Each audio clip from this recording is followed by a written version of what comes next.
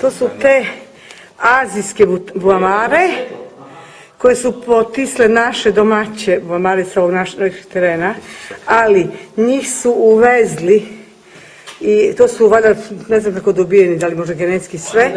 Te buamare se puštaju u plastenike zbog biljnih vaši. I te buamare su uništile sve. Vi više nemate našu domaću buamaru. I ja ih imam u Negotinu snimljene i crvenu, i zelenu, i ne zelenu, žutu. Vidite li koje su to sve boje. A sad malo završiš to da snimiš dalje. Evo vidite. Razne boje. Onda ti kažem da ih ima.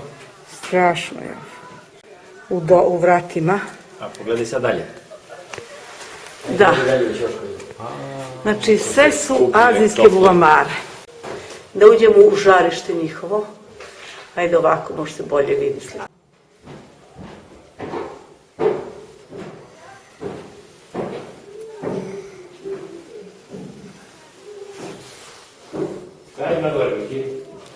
Možda se uđe unutra.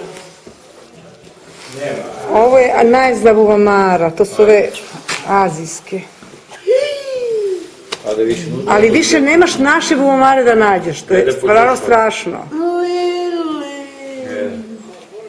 I te par kad sam tato čula prvi put na televiziji i sad ove godine sam obratila pažnju, katastrofa. U bašti nemate domaću buamaru uopšte. Ne, ali one i štipaju, to je ono što je najgore u svemu tome. Nisu mrtve, kako sad će da reaguje ona? Nešto na toplo.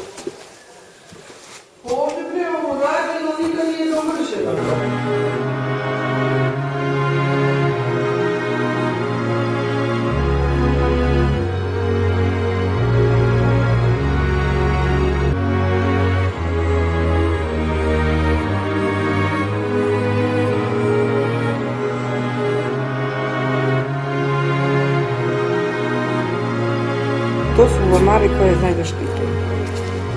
Vera ovdje. To nam je Evropa dala. Evo ti, ova ti je lepo što ide. Ova vrlo lepo ide ovde.